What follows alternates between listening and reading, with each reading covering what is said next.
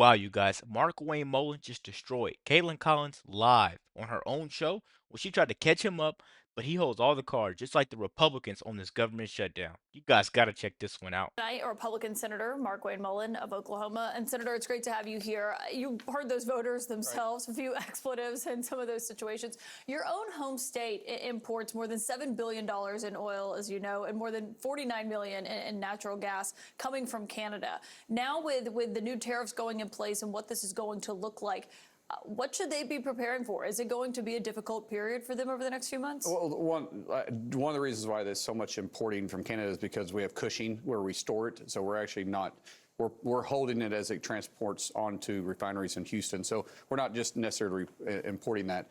It is a concern Right, to but us. it speaks to your economic development, it's people's jobs and Yeah, whatnot. well, yes, but we're just holding it as it goes through. We're not actually passing it on to consumers. We're just holding it in storage tanks in Cushing, Oklahoma. It's across lines of, or the pipeline intersection of the world, basically is what we call it, and then it goes on. But that's beside the point. What we do understand though is there is cost that's going to be here. There's two things that's happening here. You have the reciprocal tariffs that are on other countries, especially Europe, that has been taking advantage of our economy because we allowed them to rebuild after World War II. We did that. We've never actually corrected that. And then you got national security issues that's going on between Canada and Mexico. They have illegal activities through trafficking of drugs and trafficking of humans coming across our northern and southern border. How this whole thing started was we asked them for help. You remember Trudeau, he responded by saying that you should worry about your own streets and not just try to come after us and try to have us fix their problem. The problem is the illegal activity is coming from their countries. They're openly allowing the cartels to work in their countries. What we've asked and what President Trump asked is help us. If we will partner with you, we're not asking you to do this yourself. Help us stop the illegal activities coming across our northern and southern border. Well, I don't know about the word openly, but that is something that we heard from Trump and Canadian officials. But then we've also spoken with Canadian officials talking directly to the White House who say one day it's the fentanyl numbers, one day it's the dairy tariffs, which haven't even actually hit the mark in the USMCA agreement that Trump negotiated. One day it's the trade deficit, and Trump's pulling back without some of those things being addressed. So they're saying essentially it's mixed signals and we don't know exactly what barometer we're supposed to be hitting. I get what they're saying, but I can tell you where we've been at. We've been laser focused on national security, and the president has been laser focused on securing our borders. Just in the last 7 days, Oklahoma has apprehended 5 pounds of fentanyl. Now, 5 pounds doesn't sound like a lot. No, it's a lot because obviously a little bit of fentanyl can be 2.2 pounds of fentanyl is enough to kill 500,000 people. That's just in Oklahoma alone. So this has happened to every one of our cities. If they don't want to partner with us on national security, then how else do we get their attention? Like I said, we're not asking them to do it alone. We're saying let us partner with you to go after the cartels that's getting the illegal activity across our borders. But you're talking about just Canada. I mean, this is going across the board on steel and aluminum, and it's about to go across the board even further come April 2nd, according to the president. He argued today that there's not inconsistency here. He said that he needed to have flexibility. But if you're a business owner, that is inconsistency and it's uncertainty. They don't know what's hitting what and when, and if the threats are real or not. I mean, what are you supposed to do if you're a business owner here? The first time the president put this on, Canada came in and said, listen, we're going to put $1.3 billion worth of technology on our border. And Mexico came and said, we're going to put 10,000 Marines on our southern border and work with you on it.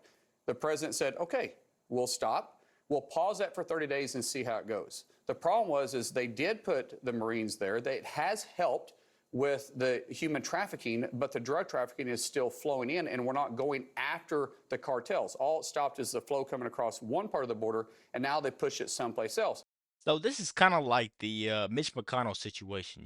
Chuck Schumer had the chance to be the head of the Senate and push some of these bills through, but unfortunately, a lot of these Democrats, man, do not care about America. They never put Americans first.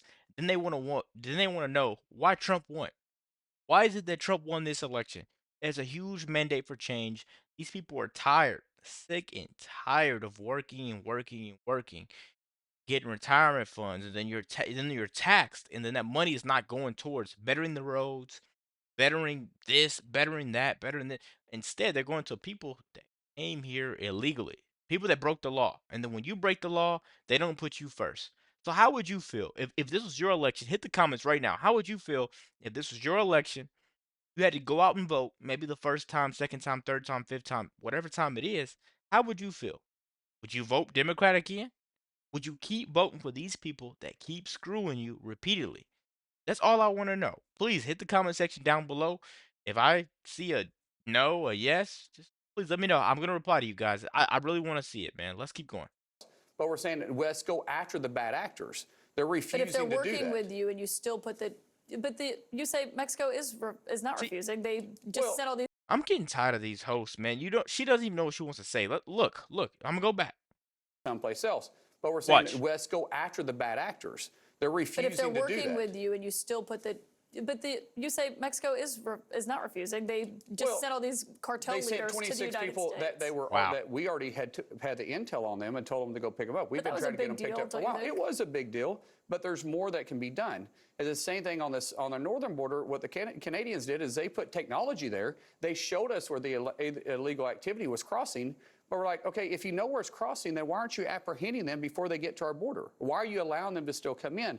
And then there's been this tit for tat, and the president is doing exactly what he said he was going to do. He was going to screw our borders. It's promises made and promises kept by the president. Well, but the businesses seem confused. I mean, Wall I can Street, see we're that. watching. I mean, you're seeing the numbers. sure. What's a business leader left to think or an investor? It's tough right now, and I understand that. I'm a business owner. We all make decisions based on two things: the way we're raised and our life. So really quick, guys, while we're watching the video, I want a logical explanation on this. How does Jim Acosta and Kaitlan Collins have a job? They literally abuse the word lie. They abuse the word. I'm sick and tired of these people able to sit in briefing rooms and ask whatever question they want to ask, sit in these interviews and ask whatever question they want to ever ask, but they never ask the right questions. Not that you need to ask them that I know the answer to, but you do need to ask them that's something productive. Something that's not counterproductive. It seems like they're just looking for a gotcha question the whole entire time whenever they're on air. How is that right? And how are we able to proceed as a country? Keep going, man. Life experience before politics, all I ever did was business. You need certainty, which is why we need, Yep.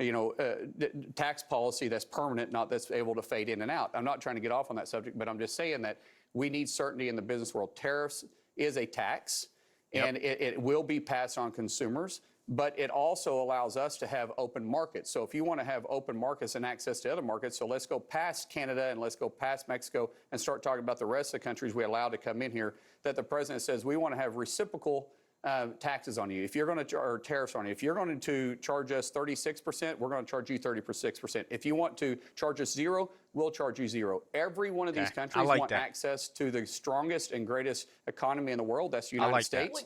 We don't necessarily have to have their market, but if they're going to have access to us, we want access to their market. What too. you just said is important, that a tariff is a tax and it course is it is. passed on to consumers. Of course it is. Everybody That is knows something that. the White House does not acknowledge. No, that is something that the president, who is a business person, understands that completely. No one understands the economy better than this president. There hasn't been a president that understands this economy better than this president. And I think you'd agree that in part of why he won re-election was because of his promises on the economy. There's a Right. new CNN poll today out that says Americans are not that impressed with how he's handled it so far. It's 56% majority of the public disapproves. That's actually lower, or it's a higher. That poll was obviously a Democrat poll. That was obviously Democratic. They always say this MSNBC poll that was put out. We asked this question: do you approve of Trump? The approval rating is down to 3%. Dude, you're asking a bunch of sheep. Are they awake?